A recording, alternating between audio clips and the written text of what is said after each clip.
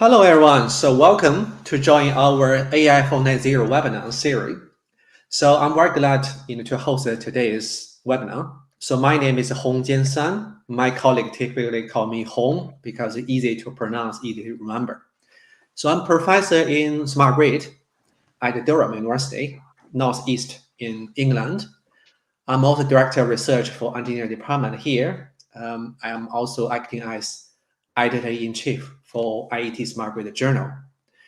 So regarding the webinar series, a bit information for that. So our webinar series is designed to bring together expert innovators, from both AI domain, but also from people working on sustainability domain. So with overarching goal to accelerate progress towards net zero, the series aim to engage and inform our community about groundbreaking research we are doing and also some exciting ideas, about implementation as well. It's going to be between AI and sustainability. The webinar series will cover diverse applications for AI across various domains, crucial for achieving net zero objectives, including energy, transport, environment, agriculture, and food system. So today is definitely my great pleasure to host our speaker, Professor Dr. Jochen Cremer, works as co-director for the TU Delft AI Energy Lab and also an assistant professor at the Faculty of Electrical Engineering, Mathematics, and Computer Science in Delft University of Technology. He works also as principal scientist at Austria Institute of Technology. Johan's research mainly focuses on applying machine learning and data analytics to energy system operations and control.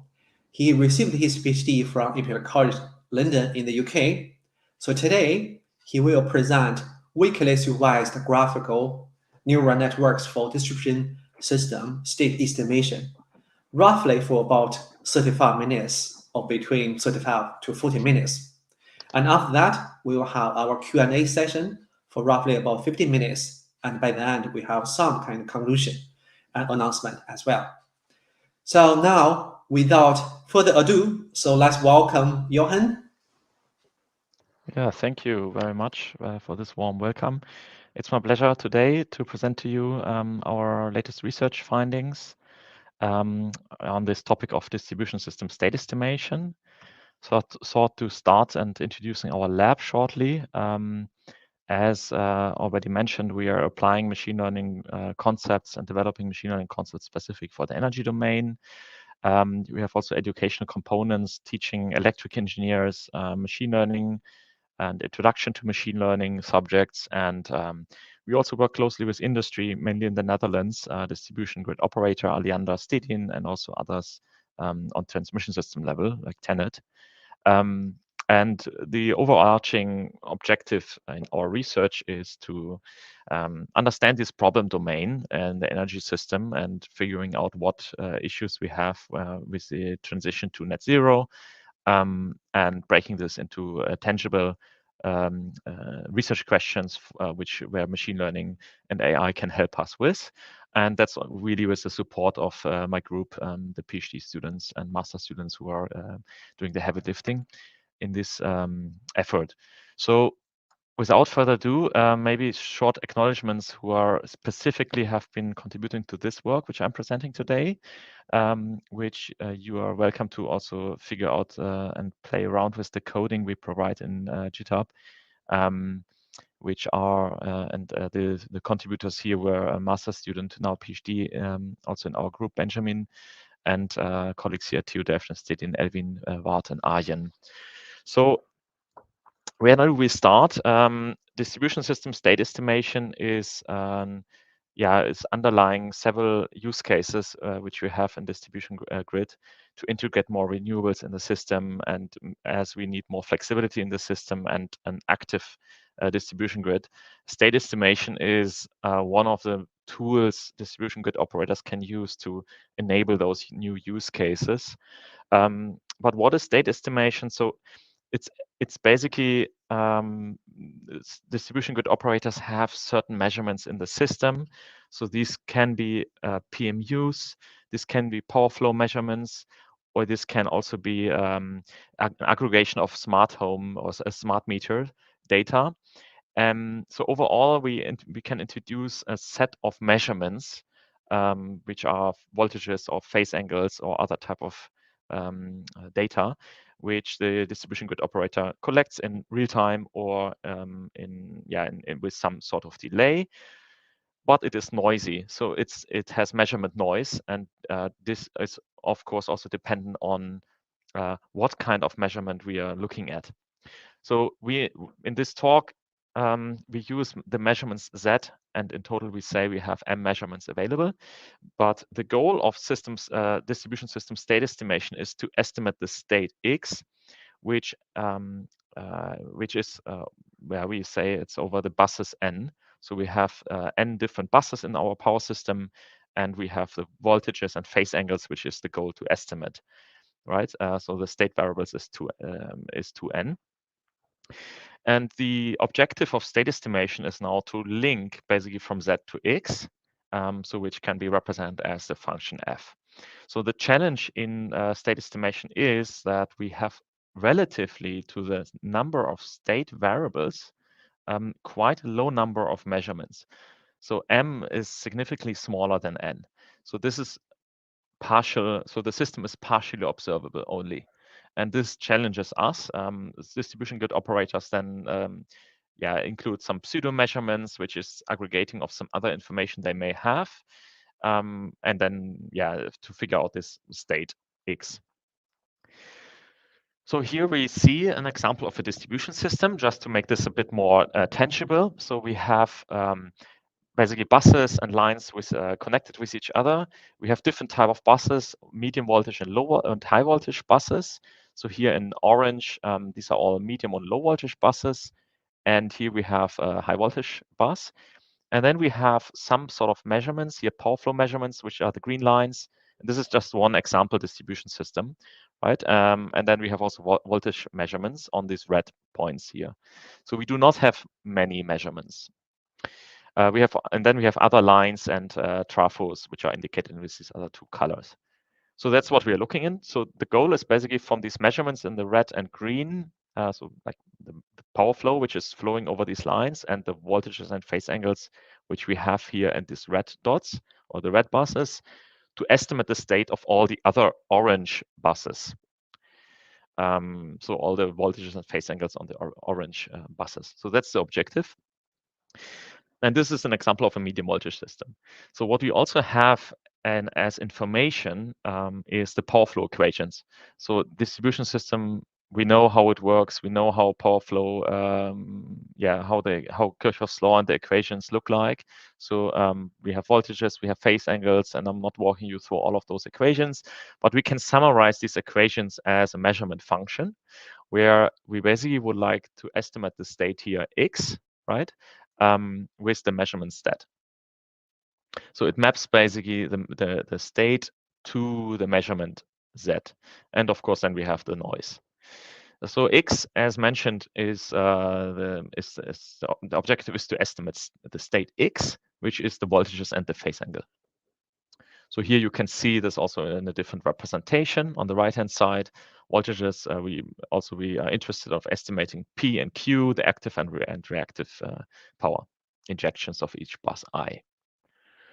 So we have this model of the power flow, and the state-of-the-art method, or one of the state-of-the-art methods, is what is called the weighted least square method. So it applies a numerical method which estimates the state. And it starts with the noisy measurement Z. So this could be in real time or offline measurement values. And what we require is an initial state, starting state, x0. And this is the full state, right, as an initial start. And then we process in an iterative scheme through this individual steps.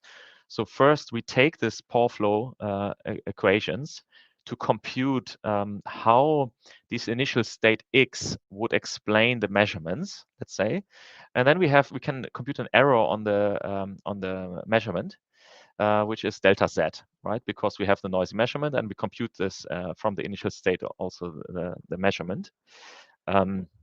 So we get this error, and we can now update the initial state in an iterative scheme, right? We have here the minimization problem, which is the objective to minimize this distance, the difference between these two. And we weight this, and this is also why it's called weighted least squares method, by the measurement noise, the R, which is here in the denominator. So it's a squared problem. We can derive the Jacobian, and we can derive this update function. So it's an iterative scheme, and we update our initial state X, and we stop basically until we reach some lower threshold, which basically states that we are sufficiently accurate in our solution. So we have a very small error on this update of the state. And once we determined, we have the final guess, which is the final state, and we have converged. So this is in an ideal case. So often this does not converge, especially if we have numerical issues, instabilities in this scheme when the system is not very well specified. We have very little observations, and then we cannot converge, or we get into convergence issues. These are some of the issues. And then the question is also, how accurate is X? Because ultimately, if we make more and more assumptions on measurements, right, or on very inaccurate measurements, then it's hard to quantify how accurate we are in our state. And these are two common issues in the distribution system and transmission system. State estimation is very common because there are lots of PMUs and we have much more measurements. But in distribution system, it's not always the case. So a separate approach has been investigated in the last years, which applies statistical learning to this problem of state estimation, which has a different philosophy. So the idea is there to create representative samples. So a training set, Z and Y, which basically maps the measurement to the state. So Y here is also the state, but it's not the actual state, right? So it's a state you have computed by such as a numerical method, so like on this slide. So one could just sample a lot of different measurement values, compute synthetic data and synthetic labels, which are here the state, and make these combinations to generate this training set with T samples. And then you can reformulate the problem as an inference problem. And the goal then becomes to learn the function f, which approximates then the state. So yeah, you can use common loss function for regression and formulate this as a regression problem, any square loss, for example. And whatever technique we could use, it could be artificial neural network or just an MLP. It can also be any other model, but that's the general philosophy of previous research, which is, let's say, the second approach we have looked into here. And then we would find this approximator f. So here to summarize in the same schematic. So in this second type of approach, which uses supervised learning, you go from noisy measurements, which acts as the input to the artificial neural network. You output the state variable x. The loss function is y minus x, right? So as we have created labels already, so here y, we can train the a and n with the common methodologies. So the problem is it requires labels. Labels are not known. The power system may have parameter uncertainty or other issues. We apply the Newton's method as beforehand, and we basically try to learn a surrogate or some sort of replacement of the Newton's methods. And we introduce actually also errors with Newton's method because it's a local method. And as said, like there's lots of uncertainties in the measurements and so on and so forth. So this is a second challenge of this second type of approach, supervised learning for state estimation. And yeah, when we started this work, we thought about how could we address it, and one way we looked into is weakly supervised learning. So in weakly supervised learning, we not only consider inaccurate inputs to the model, but also outputs. So the objective here becomes to plan and learn with inaccurate labels as well. So we may need to design a different loss function, which also has inaccurate labels and is not planning with accurate labels. So here y hat inaccurate and y is the accurate labels. So that's this idea of weakly supervised learning, which we applied. And the way we applied it was we combined these two approaches of the Newton's method and the supervised learning method, which I illustrate here on this workflow. So the goal is still that an ANN predicts X using the measurements as input. But what we use as extra information is as well the power flow equations. So the same measurement function H, which we used earlier in the weighted least square method, we also use it here to compute the loss on Z directly. So we do not require any labels here. So it's basically direct in the training workflow, right? So the loss function is exactly the same as the weighted least square loss. We can use here the same sigma, so which is the weighting in the least square, which comes from the level of noise, which is here sigma. And with that, we have the same loss function as the weighted least square method. We can use the power flow equations. So basically, we are trying to build our own solver where the objective, however, becomes to train this neural network. And that's this weakly supervised approach to take the power flow equations here, part of this loop, and creating these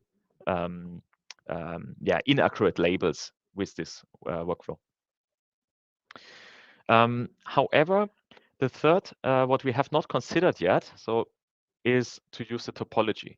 Because ultimately, like when you remember the introduction to my talk, what we look into is to understand this problem domain that here in this distribution system state estimation, that's the problem domain, very well to build a good machine learning model. And here it means to understand how noisy the measurement is, what kind of correlations we have in the measurements. It includes to consider the power flow equations, which I showed you how we do it. What I haven't been showing you is how we make use of the fact that our features may be related to each other through the fixed topology of the network, right? So so if you think about these measurements, they have some physical equations, they are connected, so there are some correlations and relationships which we would like to make use of. So we thought about where do we start this type of research, and we reflected on where machine learning methods are already extremely successful, which is specifically here in this domain of processing images through the ideas of convolutional neural networks. So one of the properties that convolutional neural networks or convolutions are particularly good is to ensure that in some patterns in an image, if you think about detecting this beak here from a bird, is that it doesn't matter how big this image is or this pattern is. And this is basically then what convolutional neural network can particularly well deal with. So a neuron does not have to see the whole image to discover the pattern, but a small pattern is already sufficient. So that's one of the properties convolutions can take care of. A second one is that the same pattern may appear in different regions. So they take care of the translated invariance. So you do not need to create two neural networks which have a beak detector in the top left corner, but also in different areas. So that means we are learning a model which can ensure this translated invariance.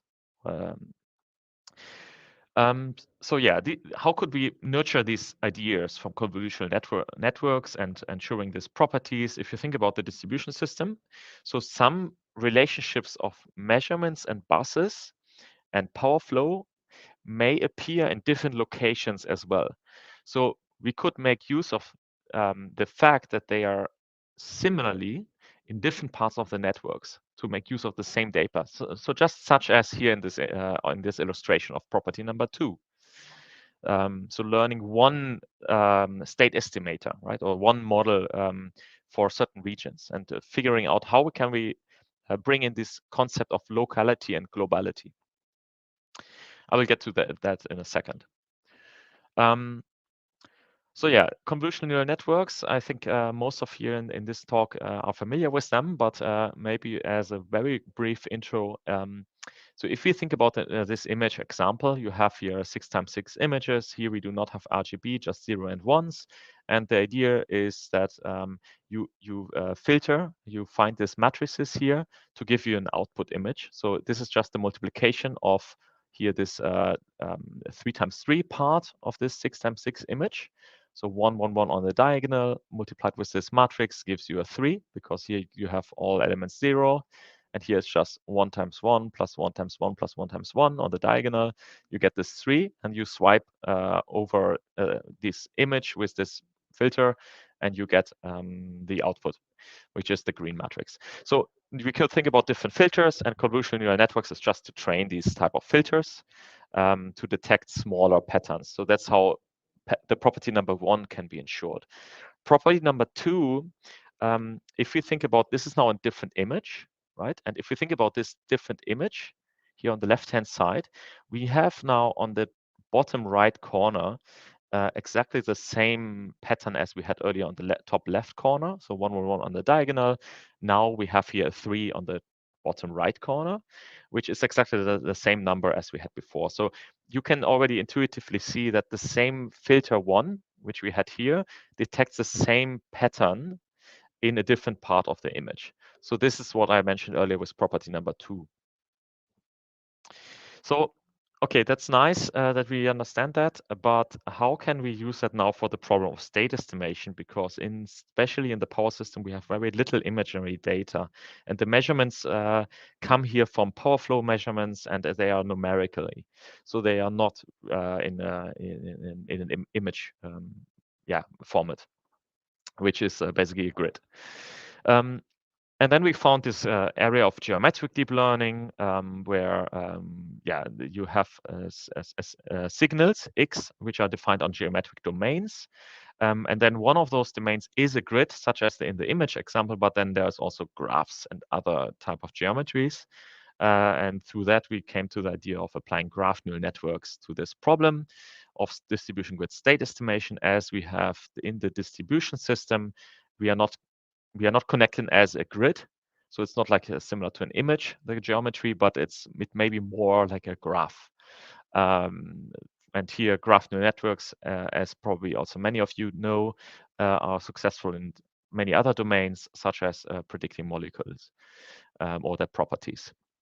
So we investigated this concept of graph neural networks to the problem of distribution grid state estimation.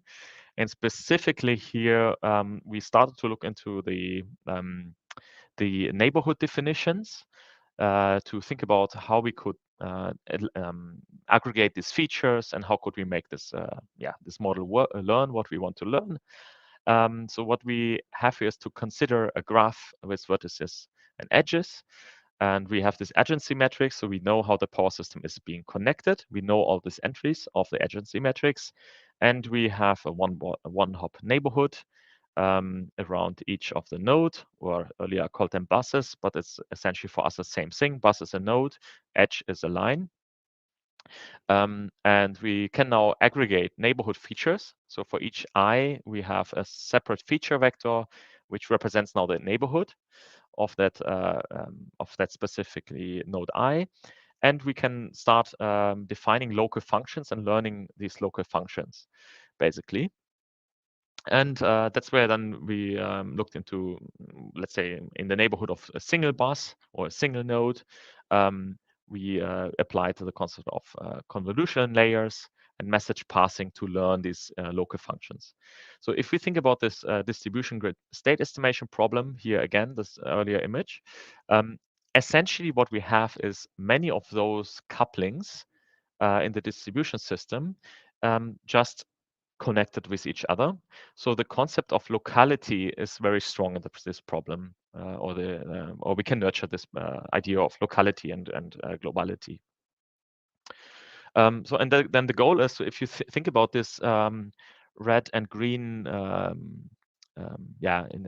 briquettes, you can see, or squares. They are basically the measurements, right? So they are the features here, and the goal is to think this is the input, and the output would be this is the input, so a subset of this of the state. So these are the measurements, right? And then the objective is to estimate the rest. So that's the problem. And then we looked into the deep statistical solver, which is a specialized learning framework for this problem, which updates alternatively the edges and the vertices. And learns basically this functions in an iterative way. So that's also a deep statistical solver. So we basically define our own solver when we update these functions and learn with the graph neural network. And the underlying architecture is, as said, the topology and the graph, or the graph which represents the topology interconnectivity of the energy system, of the power system. Okay, so now I would like to show you a few case study and some results which we had. So we studied this problem on different sizes, on different medium voltage systems. So one is the classic studied system, which is the Segre 14 bus system. So as you see, we have 3 measurements here, 1, 2, 3. Then certain buses where we do not have any measurements, and the goal is to estimate the state variables on those. And then the other 2 systems were 70 bus system and 179 bus system. So these are, they don't have any loops, the first 2 systems, but the third one does. So it represents here the most challenging problem. That's also the same figure which I showed at the beginning to motivate this problem of like we have very little measurements in comparison to the number of variables, the number of state variables. Other settings which we included here, so we have we generated our data.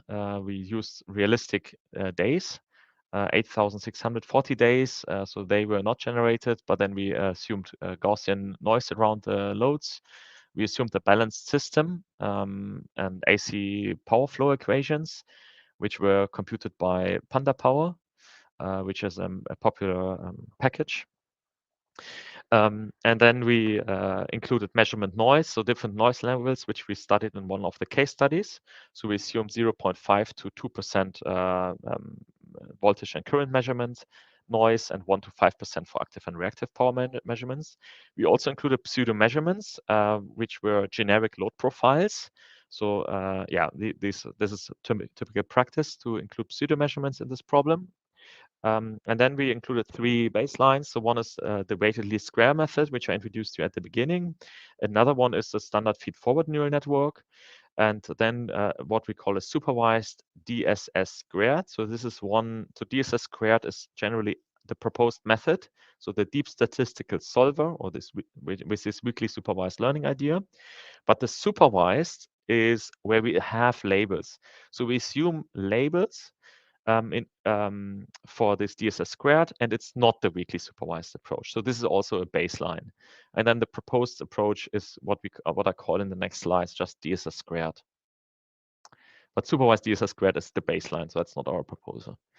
And then we applied hyperheterogeneous multi-graph neural networks. Maybe I didn't talk much about that part, but in essence, we do not have the same buses everywhere. Sometimes we have loads, sometimes we have generators. So we had to think about how to include different type of nodes. We then assume standard test splits and perform grid search on learning rate and other hyperparameters.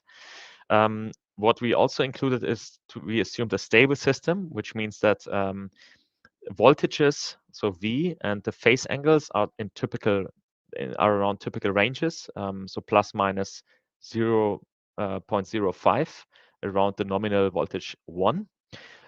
which means that we penalized too strong deviations from there through ReLU functions, and the same with loading, which is the line loading. If it's too high, we penalize it, and then also with the phase angles. So this is to assume a stable system. As said, we are not assuming any two different data or unstable systems, and as said, we have also balanced system. Okay, so that's maybe enough for the case study settings. Let's look into some results. So I start with the 14-bus system, so the smallest one, and then we go to the largest one. So here you see the RMSE, the root mean squared error, changing with epochs, and you can see in both voltage levels and line loading. So these are the two state variables we were interested in. Decrease, and yeah, here we are at really extreme low values for voltage levels, and line loadings, it's also around 4% or 3% of error, where this then stagnates. If we look now into the specific buses, so bus 0 to 14, so this is basically the aggregated RMSE, and here the disaggregated RMSE for each bus. You can see the different baselines in the various colors. So DSS squared in orange is the proposed one, and then we have the baselines in green, gray, and brown. The WLS has rather high errors on voltage levels, but the baselines perform as good or sometimes better than our proposed way of approaching the state estimation problem. But yeah, and so that's a bit the result. The DSS squared sub, so this is the one where we assume the labels in comparison, also gets the error lower, right? So they are the weighted least square method, provided the labels, we trained with them, and we get quite low values. But if we look into the line loading, because this is both the objective, we see a different picture. So you can see that yeah, the gray method, so FFNN, so the feed-forward neural network, has quite high values, and also DSS squared sub. Here in line indices 12 and 13, we assumed that the transformers are lines, which is inaccurate, and we had a different physical modeling. So we had a model inaccuracy, which is why we had here higher values. So yeah, that was one observation. And now if we plot, I mean, here's just the same table, or just represented as the table. Overall, WLS method is not doing a poor job. It's actually good, as it is a 14-bus system, so smaller system. But if we go now to the two larger systems, so the 70-bus system and the 179-bus systems, we can now see that the DSS squared outperforms the alternative, the baseline methods. And in fact, we also had to make WLS method converge by changing some settings of the numerical method. So for instance, increasing the convergence rate or changing the errors, the acceptable errors. So basically to change the tolerance. So we had different ways of making larger number of days or of example or samples converge here, but still then we get higher errors than in the DSS squared method. So that's encouraging.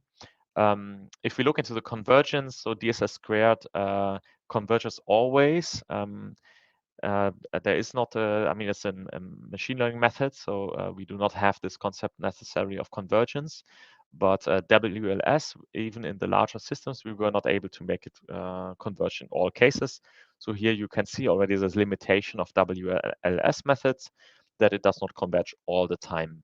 So one of the advantage of DSS squared is now that you can always get an output and estimate the state. Then looking at the computational time, now if we think about going from a system size in bus level, bus numbers from 71, 79, so which is maybe times 2.5, then in the WLS method, you get an increase of the time by a factor of 10, whereas in the proposed method, it's a factor of 2.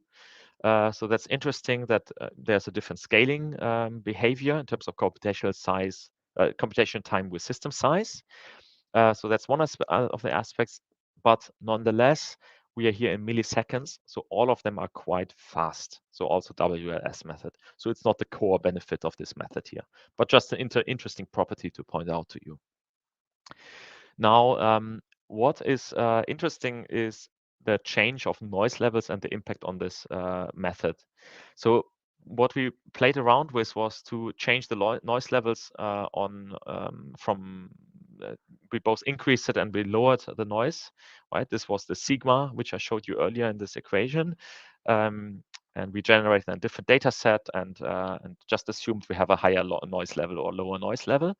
And interestingly, the DSS squared successfully canceled the noise, whereas the WLS has increasing error with the noise level. And the same happens if we have erroneous or missing data. So as it is missing or erroneous measurements. Okay. Yeah. Lastly, what we investigated was what happens if we have now more renewable energy in the system, if we have higher loading in the system or lower loading in the system. So without training for it. So this is basically to increase or decrease these power injections on each buses and see the performance of the model. So WLS method has now a certain increase, or you see there is some impact of changing the generation and load levels, and also for DSS squared. That happens, for example, here on the right-hand side. And overall, it's the same for voltage levels and line loadings. We expect, especially had here a high increase of error, which was when we have a high increase of load levels. So in that instance, we still need to retrain a new DSS squared. We need to start retraining again, and we would not be able to use the same DSS squared model which was being trained, which is also expected. So there's no surprise, but still we were, it was interesting to us to see that where there is quite a good generalization capability of the DSS squared to different data, which we have not been the model trained on. Okay, so I'm ending soon my talk. So we have investigated this DSS squared method using weakly supervised learning. We found the method is robust against individual changes as we train local patterns, or we identify these local functions. We have an interesting property in terms of scalability to larger system sizes, where then the GNN-based architecture has advantages. There are some limitations, especially on the feasibility, so the physical feasibility of the system. If the weighted least square method does not converge, there may be a reason for it. So the reasons may be numerical. They may also be that there is no physical state existing, and it triggers in the engineer the understanding or the thinking of why this could be. So such conclusions we cannot easily derive by methods like the DSS squared. Even though we penalize and we know the power flow equations, the natural output is not directly to physically feasible necessarily, right? Then we are still have the same limitation as any other Newton-Raphson method or any other numerical method, as we rely on the correct physical modeling. So a model inaccuracy, which means that we think there may be a transformer with a certain physical property, but actually it's a different one. We have the same limitation, that we are dependent on parameter estimations of the model. And then we have generalization limitations, and that really depends on the system and on the model characteristics we chose and assumptions we made. Yeah, we investigate already the future work. We include more components. We transfer this to unbalanced system, and so on. And maybe lastly, what I thought here to bring in, so an interesting property of these graph neural network approaches is that we can gather an interesting scaling to system size. So whereas standard power system analysis tools, as it is a meshed interconnected power system, a lot of these numerical methods, which are to predict the stability of the system, or to compute the stability of the system, or this state estimation example, scale poorly with the system size. So the larger the system, the longer you take time to get your solution, to compute your system property.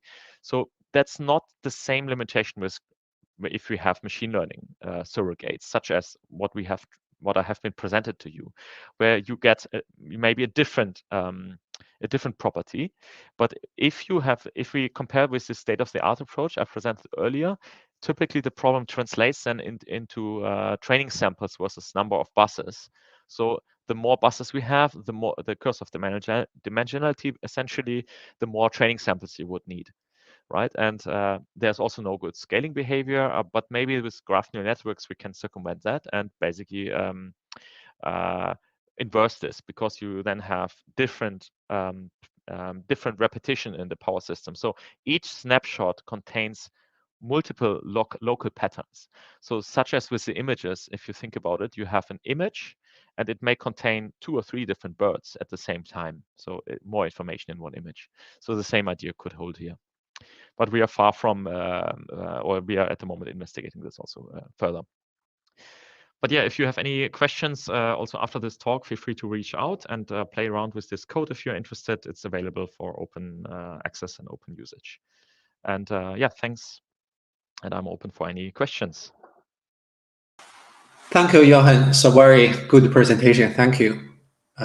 So I think, well, our audience is typing their questions. I can have a couple of questions first. So in I think roughly page 11, so you have presented the measurement taking away hx, Yep. as a loss function. Yes. I can hear some echoes from probably someone's microphone. So for that, the mapping between x to hx, so how you know the prior information there? Because I think the x is unknown, right? This is the state equal to estimate. Yep. And how you calculate that hx, because x is unknown in this case. So x in this case, so we have the ANN, which maps from z to x. So x, of course, is the objective overall to estimate, but this is during the training time. So the ANN gives us an x, and we plug it into h of x. So h is this measurement function, which we have here, which gives us the z. And we know all of those equations. So let's assume system operator, they have all those equations. So they can map from x to z. So if I'm going back to slide 11, that's the way how we use x in this function. And then we get basically z hat, if you wish, which is the comparison between the measurement zi and what the ANN gives us as a hypothesis or as a predicted label. So the predicted label is x, and we plug it into h, so to go to z. And then we can minimize the difference between the two, such as in the weighted least square method. Okay. So I believe that is still going to be iterations, because you should assume that you have initial x, and then you will produce the power flow equation by using that initial value. Yeah. So we can distinguish between the training time. So in the training, we would have loss function, and we do this in an iterative scheme with a lot of different data, but we do not require the labels. So we do never compute with a Newton-Raphson or with some weighted least square method any correct labels y, because the only path we go is basically with forward and backward propagation to update the parameters of ANN. Yeah. Jochen, I believe you heard about some names like physics-informed approach. So, I mean, for this approach you are using seems very similar, like you are integrating the physics information about H into your system to do the ANN training. So there are some work on that, so particularly mainly on physics-informed approach or physics-informed AI. we are using some similar idea in this case.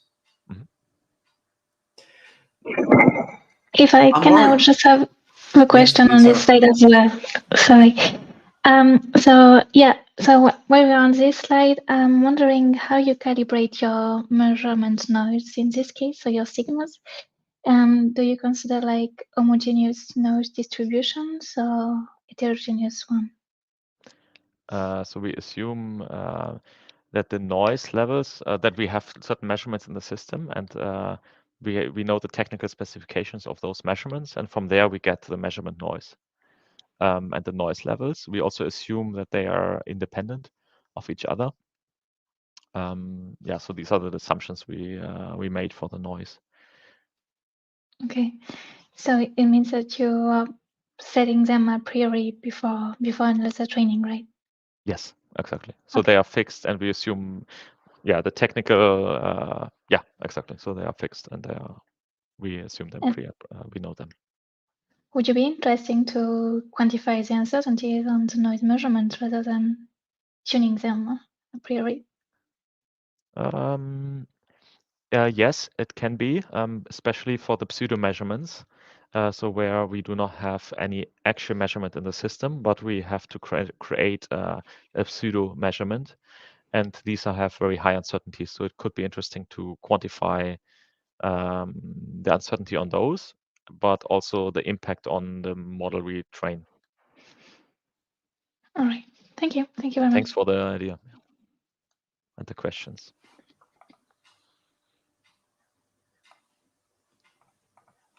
Yeah, so Jochen, you can continue with the question. Sorry. Okay. Yeah, so my second question is regarding the computational time. You mentioned about WLS and DSS comparison.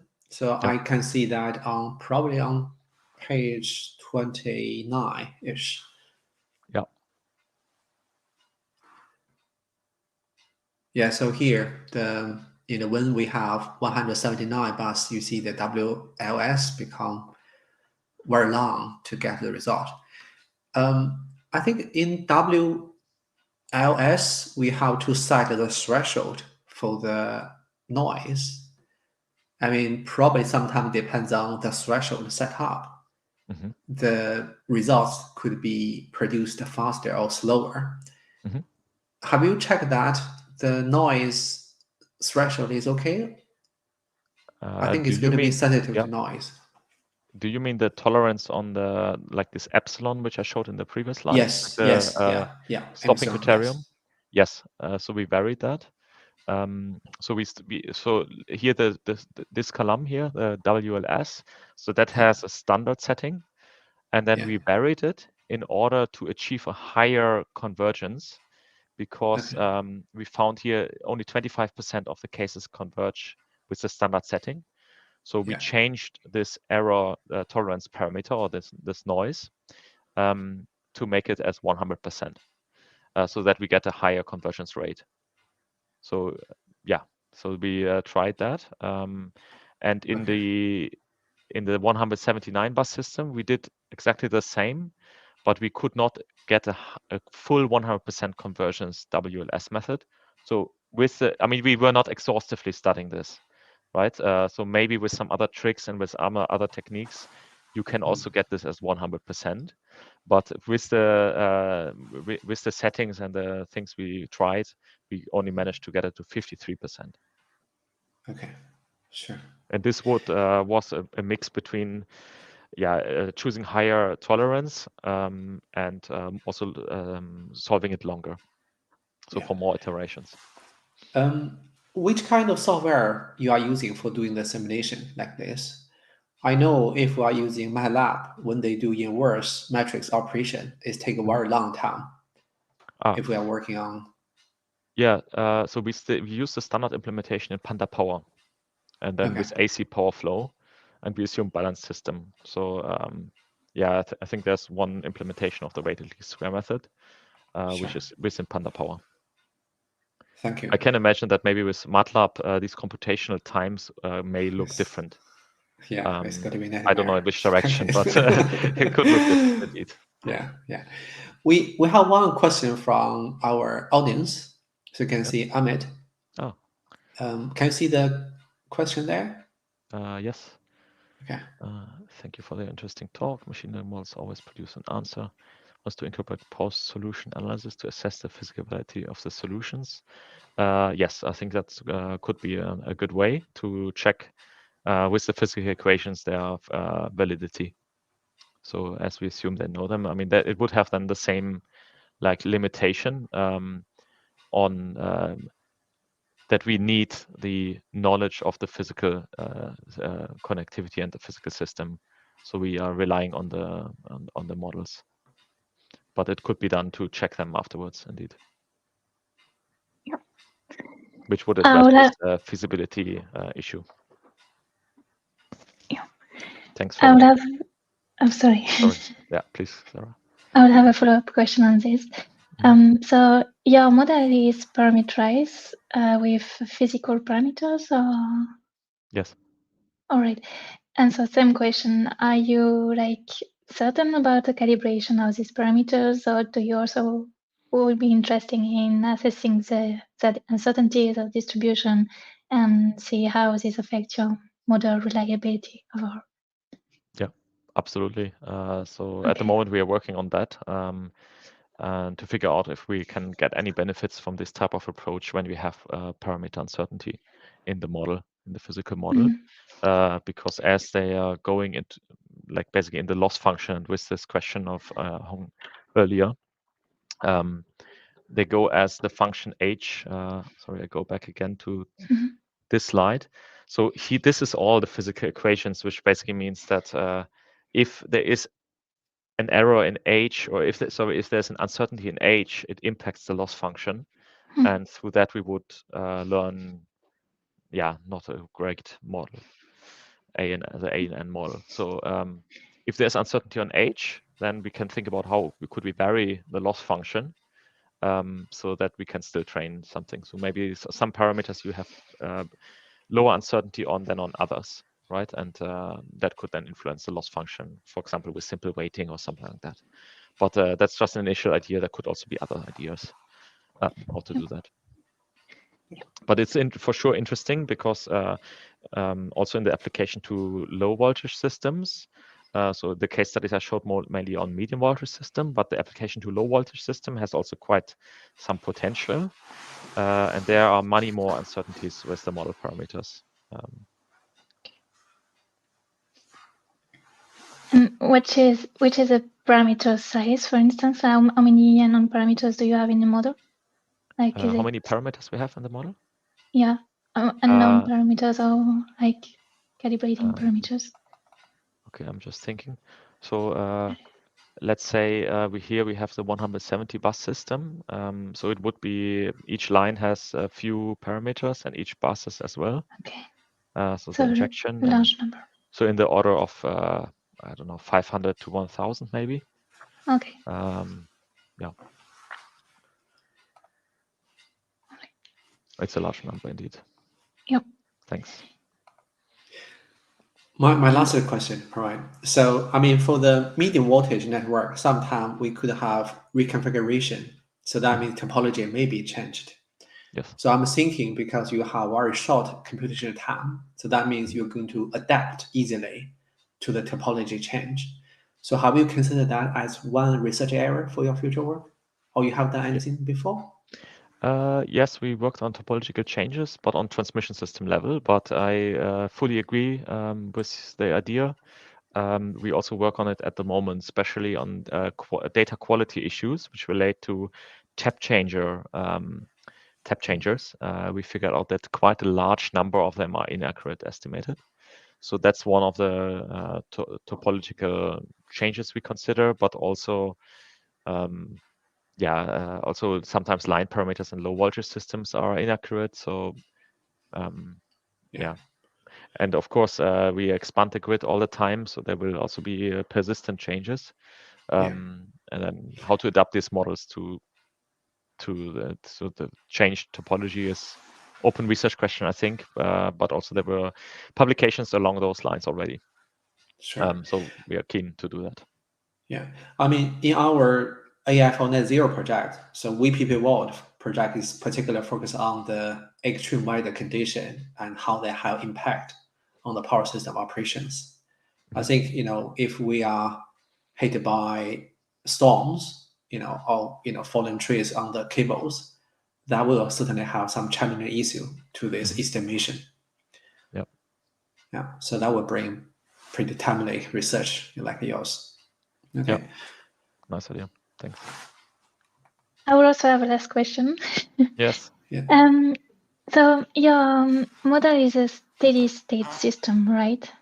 You don't Yes. have any time dependency there. Do you see any advantage of using graph neural network with time dependency problem, like dynamical system? I can, yes. I mean, what we also have in mind is to investigate this for dynamic state estimation. And I think that could be a really good fit for the time dependency graph neural network. So I think there have been investigations, but I think combining this with Kalman filters and extended Kalman filters and so on is, I think, quite promising, or could be promising, but I don't know the answer to it. All right. So I'm conscious of our time. So yeah, thank you so much, Jochen. Very nice presentation. So exciting research. So and also thanks for our audience for joining our webinar for about 1 hour so far. As a chair, I'm very excited to announce now our next session, so which will take place on Tuesday, 1st of October at the same time, 2 p.m. So this session will feature 2 earlier career researcher presentations who will show their work on the AI for Net Zero.